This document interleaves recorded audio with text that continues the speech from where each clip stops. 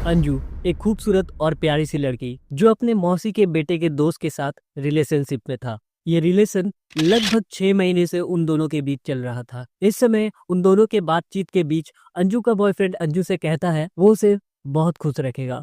अंजू के अपने माता पिता से भी ज्यादा वो उसे प्यार देगा, बस वो एक बार उससे शादी कर ले। ऐसी बातें करके अंजू का बॉयफ्रेंड अंजू को कन्विंस कर लेता है, जिससे अंजू भी कन्फ्यूज हो जाती है। जिसके कुछ दिनों बाद अंजू अपने माता पिता के अगेंस्ट जाकर अपने बॉयफ्रेंड से भागकर शादी कर लेती है। अब अंजू खुशी खुशी अपने पति के साथ ससुराल में रहने लगी। वेट, क्या ये हैप्पी स्टोरी है?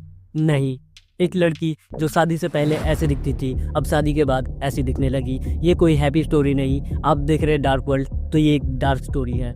अंजू अपने ससुराल में खुश तो थी, लेकिन कुछ दिनों के लिए, क्योंकि अब जो अंजू के ससुराल वाले अंजू के साथ करने वाला है वो कोई इंसान तो कर ही नहीं सकता है, वो एक मॉन्स्टर ही कर सकता है, या कहे मॉन्स्टर्स। अंजू के ससुराल वालों के द्वारा अंजू को उल्टा लटकाया गया, गर्म सलिए से दागा गया, और जब अंजू को भूख प्यास लगी तो उसे खाने पीने के लिए मल और मूत्र दिया गया।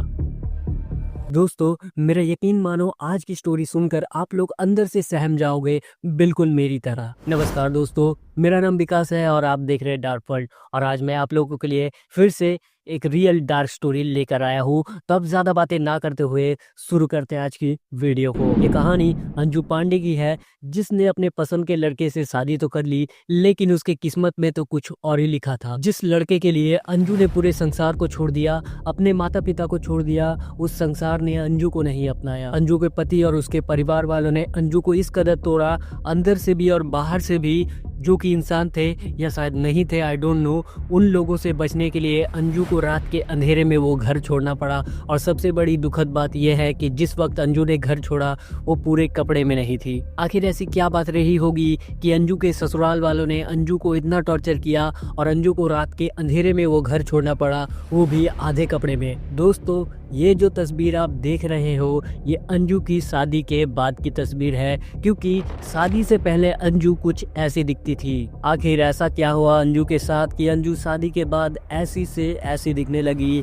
यकीन मानो, अंजू की दर्दनाक कहानी सुनकर आप लोग अंदर से सहम जाओगे। तो अब इस कहानी को शुरू से शुरू करते हैं। दोस्तों, वाराणसी की रहने वाली अंजू एक मिडिल क्लास फैमिली से बिलोंग करती थी। अंजू बचपन से ही पढ़ाई लिखाई में बहुत तेज थी और वो बीटेक की पढ़ाई भी कर रही थी। अंजू इतनी ब्रिलियंट स्टूडेंट थी कि उसके माता पिता उसके ऊपर बहुत ही प्राउड फील करते थे। बचपन से ही अंजू की फ्रेंड सर्कल कम होने की वजह से अंजू अपने मौसी के लड़के, जो कि उसका भाई है, उसके टच में भी रहती थी।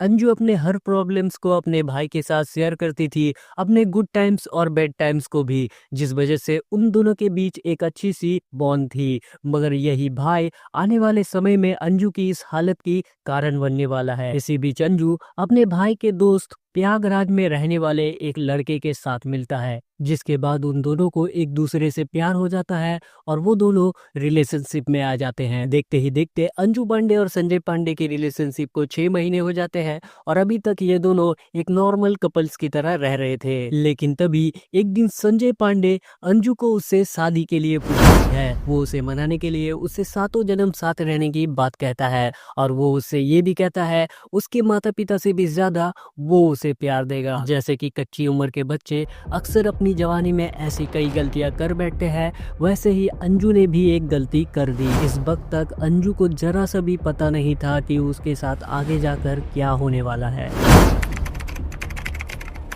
20 फरवरी 2018 ये वो वक्त है जब अंजू पांडे अपने माता पिता के खिलाफ जाती है और संजय पांडे से 20 फरवरी 2018 को शादी कर लेती है। अंजू पांडे इस शादी से बहुत ही खुश थी, क्योंकि उसने अपने पसंद के लड़के से शादी की थी, जिससे वो बहुत ही ज्यादा प्यार करती थी। शादी के कुछ महीनों तक तो सब कुछ ठीक चल रहा था, लेकिन अंजू के ससुराल वाले और संजय के मन में शादी में दहेज ना मिलने के कारण उन लोगों के मन में अंजू के लिए कहीं ना कहीं एक नफरत भरी हुई थी, जिस वजह से वो लोग ना सिर्फ अंजू को ताना मारते थे, बल्कि हाथ में जो भी आ जाता था उसी से अंजू को मारने पीटने लगते थे। और इधर अंजू सब कुछ सह रही थी, क्योंकि अब ये अंजू की मजबूरी बन गई थी। मगर अंजू को रियलाइज हो गया था कि उसने ये शादी करके कितनी बड़ी गलती कर दी है। तभी एक दिन अंजू के ससुराल वाले और संजय अंजू से कहता है कि उन्हें 5 लाख रुपए की जरूरत है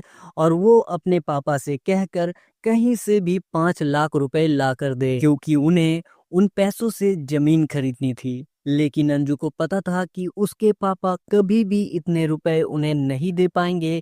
लेकिन फिर भी अंजू अपने पापा से कहकर 5 लाख रुपए उन्हें देने की मांग करती है। और जब अंजू के पापा उन लोगों को 5 लाख रुपए नहीं दे पाया तो अंजू के ऊपर अंजू के ससुराल वालों ने टॉर्चर शुरू कर दिया। पहले तो उन लोगों ने अंजू को गरम सलिए से दागा, फिर उसे उल्टा लटका कर पीटा। उन लोगों के मन में एक और डर थी कि कहीं अंजू इस घर से भाग न जाए और बाहर किसी से उन लोगों की शिकायत ना कर दे। इसलिए उन लोगों ने अंजू को एक कमरे में बंद कर दिया ताकि अंजू इस घर से भाग ना जाए। और जब अंजू को भूख लगी तो उन लोगों ने अंजू को खाने के लिए इंसानी गंदगी परोस दी, और जब उसे प्यास लगी तो उसे इंसानों का पेशाब पिला दिया। ये सब कुछ इसलिए किया जा रहा था ताकि अंजू किसी तरह मौत के आगोश में चली जाए। किस्मत से अंजू ने जिंदगी के डोर को मजबूती से पकड़े रखा था। इतना जुल्म और सितम ढाने के बाद भी ससुराल के लोग अंजू से अपने मायके से 5 लाख रुपए मंगवाने का जोर डालते रहे। खुलासा यह है कि अंजू के ससुराल के लोग जमीन खरीद सके। ससुराल में ससुर टीपू पांडे, सास उषा और नंद नंदाई मिलकर दहेज ना मिलने की वजह से सब मिलकर उसे मारते थे। इसी मारपीट के सिलसिले के बीच अंजू ने 15 फरवरी 2019 को एक लड़के को जन्म दिया। इसके बावजूद भी दहेज के लिए जुल्म और सितम का सिलसिला जारी रहा और परेशान अंजू इन सब से तंग आकर बार बार अपने मम्मी पापा से इन सब चीजों की शिकायत कर रहा था, जिस वजह से उनके पापा ने बहुत ही मुश्किल से 1 लाख रुपए जमा किया और उन्होंने उन पैसों को अंजू के ससुराल वालों को दे दिया। पैसा पाकर कुछ दिनों तक तो सब कुछ ठीक रहा, लेकिन उसके बाद अंजू के ऊपर फिर से जुल्म ढाने लगे। गरज ये है कि जैसे भी हो अपने मायके से 4 लाख रुपए और मंगवा दे। और ये भी पता चला है अंजू का भाई यानी वही मौसी का लड़का जो बीच बीच में अंजू से मिलने वहां आता था, और जब अंजू अपने भाई से ये सब कुछ कहता था कि उसके साथ यहाँ पर क्या क्या हो रहा है, उसे किस किस तरीके से वो लोग परेशान कर रहे हैं, यहाँ तक कि उसके शरीर का कोई भी ऐसा हिस्सा नहीं है जहां उसके ससुराल वालों ने अपने जुल्म का निशान ना छोड़े हो। इसमें अंजू का भाई उन्हें कुछ बोलने के बजाय वो उल्टा अंजू को ही सुनाने लगता। इतना ही नहीं, अंजू के भाई ने तो उन लोगों को यानी अंजू के ससुराल वालों को ये तक कह दिया था कि अंजू को और मारो जब तक कि वो सुधर ना जाए। अंजू को पूरी उम्मीद थी कि अंजू का भाई उसे बचाएगा, उसे सपोर्ट करेगा, लेकिन उसने भी उसे धोखा दे दिया। इससे अंजू पूरी तरीके से टूट जाती है। और इसके कुछ दिनों बाद जब अंजू के पापा अंजू से मिलने आया तो अंजू के पति और उसके ससुराल वालों ने अंजू के पापा को अंजू से मिलने नहीं दिया।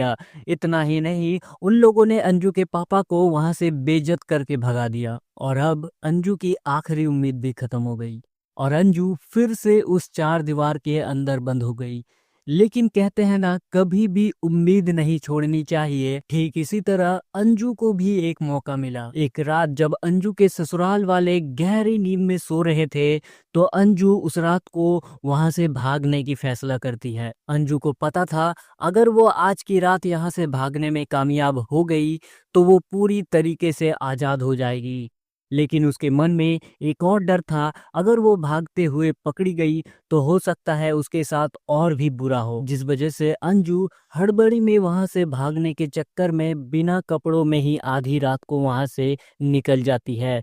यहाँ पर मैं बता दूं, बिना कपड़ों से मेरा मतलब यह है कि अंजू ने कपड़े तो पहने थे लेकिन उसके लिए इतने कपड़े इनफ नहीं थे। अंजू उसी हालत में भागकर सबसे पहले पुलिस स्टेशन जाती है और वहां जाकर अंजू के साथ क्या क्या हुआ उसके ससुराल में वो सब कुछ अंजू पुलिस को बताती है। जिसके बाद पुलिस वाले अंजू को उसके मायके में छोड़ देता है और अंजू के दिए गए बयान पर एक रिपोर्ट भी दर्ज करता है ताकि आगे जाकर उन लोगों के खिलाफ पुलिस वाले एक्शन ले सके। यहाँ पर मैं आप लोगों को एक और बात बता दूं कि जब अंजू की मम्मी अंजू से पहली बार मिली तो वो अंजू को पहचान ही नहीं पा रही थी, जिस वजह से अंजू की मम्मी अंजू को इस हालत में देखकर वहीं पर फूट-फूट के रोने लगती है। और जब अंजू का बाद में इंटरव्यू लिया गया, तो अंजू अपने इंटरव्यू में बताती है कि उसे अभी भी रात को बीच-बीच में बुरे सपने आते हैं। उसे ऐसा लगता है कि उसका पति संजय अभी आएगा